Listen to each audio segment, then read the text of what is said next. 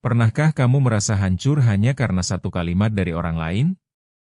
Terkadang, kritik kecil bisa terasa sangat berat, bahkan lebih dari sekedar penilaian. Kenapa ya bisa begitu? Selamat datang di Ruang Tumbuh. Chapter 1, Mengapa kritik kecil begitu menyakitkan? Kritik kecil seringkali bisa membuat kita merasa tidak berharga. Mungkin kamu pernah mengalami hal ini. Ada orang yang bilang, kamu harus lebih rapi, dan tiba-tiba, semua kepercayaan diri kamu runtuh. Kenapa begitu? Salah satu alasannya adalah cara kita memaknai kritik tersebut. Ketika kita merasa sudah berusaha keras, dan mendengar kritik, itu terasa seperti pembongkaran semua usaha kita. Kita kerap menginternalisasi kritik karena kita sangat peduli dengan pendapat orang lain. Ini menjadi masalah ketika kita jadi terlalu fokus pada hal-hal kecil, tanpa melihat gambaran besar. Kita lupa bahwa setiap orang punya sudut pandang yang berbeda, dan tidak semua kritik harus kita sambut dengan rasa sakit. Rasa malu muncul ketika kita merasa dibanding-bandingkan dengan orang lain. Hal ini seringkali membuat kita terjebak dalam siklus negatif, yang pada akhirnya hanya akan menambah beban kita. Apa kita seharusnya mengabaikan semua kritik?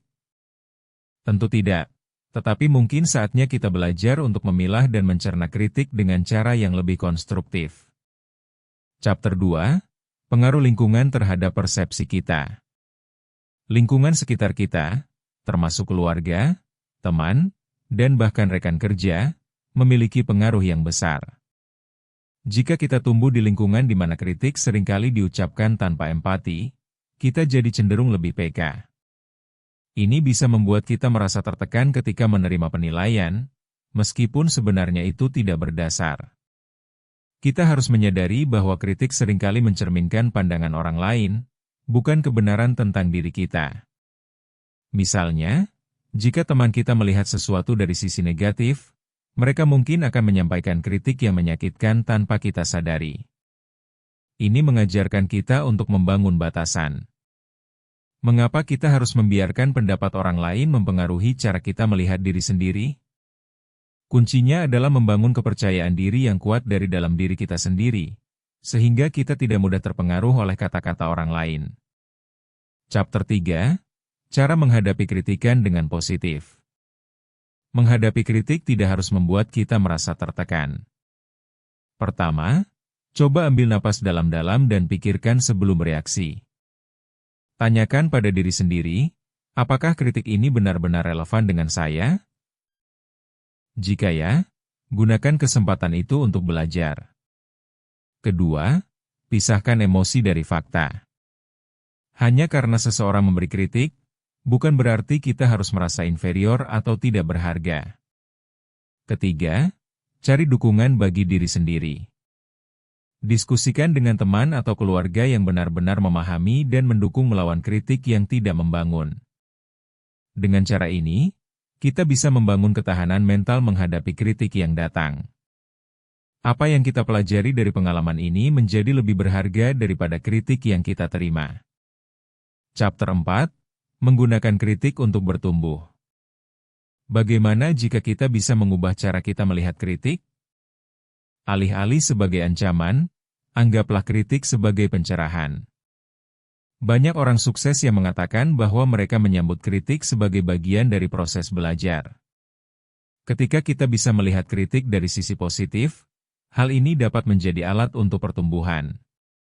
Misalnya, jika kita menerima umpan balik tentang kualitas pekerjaan, kita bisa menjadikannya motivasi untuk meningkatkan keterampilan atau pendekatan kita. Dengan cara ini, kita tidak lagi menganggap kritik sebagai hal yang menakutkan. Alihkan fokus kita dari ketakutan akan kritik menjadi semangat untuk belajar. Dalam jangka panjang, sikap ini membawa dampak besar bagi perkembangan diri kita.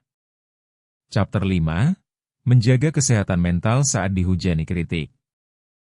Kesehatan mental adalah hal yang penting untuk diperhatikan ketika kita seringkali dihadapkan pada kritik.